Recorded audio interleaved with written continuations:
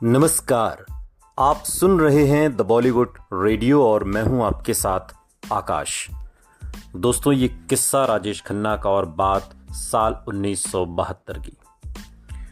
1972 में राजेश खन्ना की एक फिल्म आई दुश्मन, और इसी हिट फिल्म के साथ इस साल की शुरुआत हुई, जिसमें राजेश खन्ना एक ट्रक ड्राइवर के किरदार में बड़ी अदा से वादा तेरा वादा गीत गाते नजर आए। मगर वो खास फिल्म इसके बाद आई जिसमें राजेश खन्ना के अभिनय की एक नई मंजिल छुई गई। फिल्म का नाम था अमर प्रेम।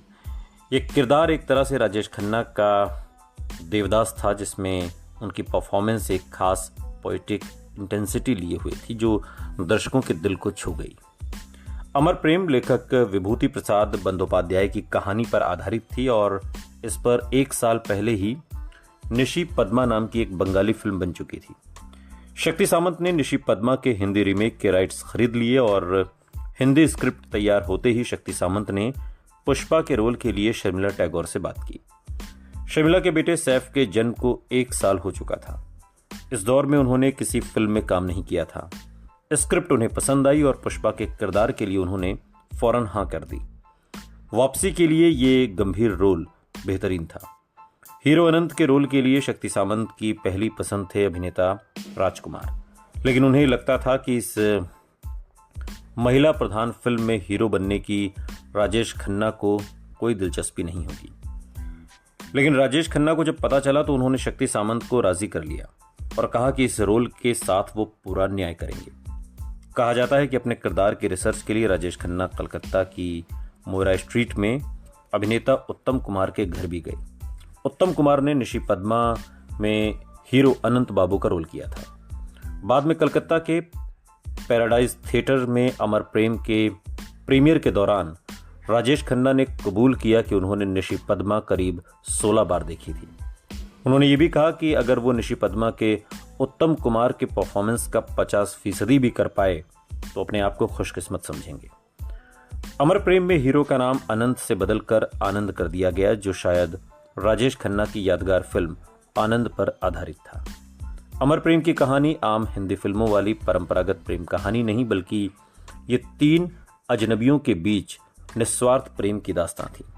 एक आदमी, एक औरत और एक बच्चा, जिनके बीच का बेनाम रिश्ता परंपरागत सामाजिक बंधनों से ऊपर उठकर इंसानियत का रिश्ता बन जाता है। अमर प्रेम पुष्पा यानी कि शर्मिला टैगोर की मार्मिक कहानी थी, जो हालात का शिकार होकर कलकत्ता के एक कोठे में पहुंच जाती है और यहीं पर उसकी मुलाकात आनंद बाबू से होती है, जो उसकी आवाज और गीतों के जादू में बंधकर उसके नियमित और विशिष्ट ग्राहक बन जाते हैं। आखिर में पुष्पा आनंद को एक तरीके से पसंद भी करने लगती है और आनंद भी पुष्पा को हालात से हार माने बिना जीने में मदद करते हैं। फिल्म में आनंद और पुष्पा के बीच पहली मुलाकात के दौरान आनंद बड़ी अदा से पुष्पा से गाने के लिए प्यार भरी फरियाद करता है, आप रुक क्यों गई, गाइए ना। उस सीन को याद करते हुए शर्मिला टैगोर ने कहा कि उन्होंने वो डायलॉग इतने गहरे जज्बात और संवेदना से बोला कि मैं मंत्रमुग्ध हो गई। आखिरी सीन में जब पुष्पा कहकर वो अलविदा कहते हैं, उन्होंने अपनी मुस्कान और आंसुओं को जिस खूबी से मिलाया, वैसा उस दौर में कोई दूसरा अभिनेता कर ही नहीं सकता। ये बात सालों बाद एक इंटरव्यू के दौरान शर्मिला टैगोर ने कही। अपने अकेलेपन और गहरी उदासी को छिपाते हुए आनंद पुष्पा से आंसू पोंछने के लिए कहता है, पुष्पा आई हेट टीयर्स। कहने को एक बेहद आम डायलॉग था, लेकिन जिस खास अदा से राजेश खन्ना ने यह डायलॉग बोला, ये उनके करियर की सबसे मशहूर लाइन बन गई, जिसे आज तक उनकी मिमिक्री करने वाले लोग इस्तेमाल करते हैं। राजेश खन्ना के दीवाने फैंस के चलते दिन के समय आउटडोर करना नामुमकिन होता जा रहा था। शक्ति सामंत ने चिंगारी कोई भड़के गीत की शूटिंग के वक्त अपने बुरे अनुभव को बयां करते हुए एक इंटरव्यू में कहा, हमारी बुरी किस्मत थी कि राजेश खन्ना की कलकत्ता जाकर शूटिंग करने की खबर लीक हो गई। कलकत्ता के एयरपोर्ट पर मैंने उनके फैंस का सैलाब देखा तो मेरा दिल बैठ गया। इस भीड़ से निपटते हुए किसी तरह हम होटल पहुंचे, मगर होटल के बाहर भी बड़ी तादाद में उन्हें देखने के लिए लोग जमा हो गए। मुझे अंदाज़ा हो गया कि ये लोग शूटिंग पर भी पहुंच जाएंगे और ये सोचते हुए मैं कांप उठा। मैंने फ़ौरन शूटिंग कैंसिल करने का फ़ैसला किया और हम बम्बई वापस आ गए और फिर यहीं पर महबूब स्टूडियो में हमने हावड़ा ब्रिज का सेट लगाया और गाना शूट किया। आनंद बख्शी के लिखे अमर प्रेम के गीत काव्यात्मक थे, जिन्हें आर.डी. बर्मन ने बड़ी खूबसूरत धुनों से तराशा। इसे हिंदी सिनेमा की बेहतरीन एल्बम्स में से एक माना जाता है। चिंगारी कोई भड़के, या फिर रैना बीती जाए, या कुछ तो लोग कहेंगे, या फिर ये क्या हुआ, ये तमाम गीत और इन गीतों में आर.डी. बर्मन अपने चरम पर पहुंचते हुए नजर आते हैं। अमर प्रेम के संगीत को लेकर मैं सबसे ज़्यादा प्रेरित था। ये मेरे लिए एक बड़ी चुनौती थी। फिल्म पहले ही बंगाली में हिट हो चुकी थी, हिंदी में मुझे इसको और बेहतर करना था। मैंने ये कमाल कर दिखाया, लेकिन इस कमाल के पीछे कई वजहें थीं। उन दिनों राजेश खन्ना किसी करिश्मे से कम नहीं थे। वो इन गीतों को गाते हुए बेहद खूबसूरत लगे। अगर अमिताभ बच्चन ने उस समय ये गीत गाए होते तो उनकी इतनी तारीफ नहीं हुई होती। राजेश खन्ना की इमेज ही अलग थी। वो गीत पूरी तरह से इमेज पर फिट बैठे। सारे गीत सुपरहिट थे और आज तक मेरे पसंदीदा गीत हैं। आर.डी. बर्मन ने एक इंटरव्यू में इस बात का जिक्र करते हुए कहा था, अमर प्रेम की बड़ी सफलता ने बंगाल के दर्शकों के बीच भी राजेश खन्ना की कामयाबी के तिलिस्म को मजबूत कर दिया। आनंद बाबू बनकर राजेश खन्ना ने जिस अदा से धोती कुर्ता पहना था, वो भद्रलोक को भा गई थी। राजेश खन्ना ने बाकायदा अभिनेता विश्वजीत से धोती पहनने की ट्रेनिंग ली थी। राजनेता अमर सिंह उन दिनों कलकत्ता में रहते थे, समाजवादी पार्टी के पूर्व दिवंगत नेता, और वो बताते हैं कि मैंने फैंस में ऐसा जुनून कभी नहीं देखा जैसा उन दिनों हुआ करता था। वो कहते हैं कि मैं कलकत्ता में था और मुझे उन थिएटर्स के नाम आज तक याद हैं जिनमें मैंने राजेश खन्ना की फिल्में देखी थी। मैजेस्टिक में सच्चा झूठा, ओरिएंट में दो रास्ते, मूनलाइट में दुश्मन और रॉक्सी में इत्तेफाक।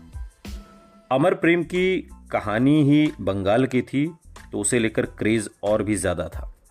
मैं बढ़ा चढ़ा कर नहीं बता रहा हूं, ये बिल्कुल सच है कि राजेश खन्ना की फिल्में देखने जाने से पहले लड़कियां ब्यूटी पार्लर तक जाती थीं, गोया कि वो फिल्म देखने नहीं बल्कि राजेश खन्ना के साथ डेट पर जा रही हूं। ये राजेश खन्ना के तिलिस्म का एक नमूना था। सालों बाद एक इंटरव्यू के दौरान दिवंगत नेता अमर सिंह ने उन दिनों को याद करते हुए कहा था, आज के दौर में ऐसी कल्पना करना भी मुश्किल है कि आनंद या अमर प्रेम जैसी कोई फिल्म मास हिस्टीरिया पैदा कर दे। हालांकि उनकी ज्यादातर फिल्मों में उस दौर के समाज की बात होती थी, लेकिन उनका अभिनय बेहद निजी लगता था।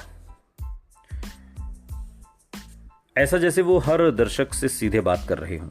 लेखक संतोष देसाई कहते हैं कि शायद महिलाओं के बीच उनके क्रेज की वजह उनकी यही खूबी थी कि वो एक इंसान के तौर पर सीधे उनसे बात करते थे।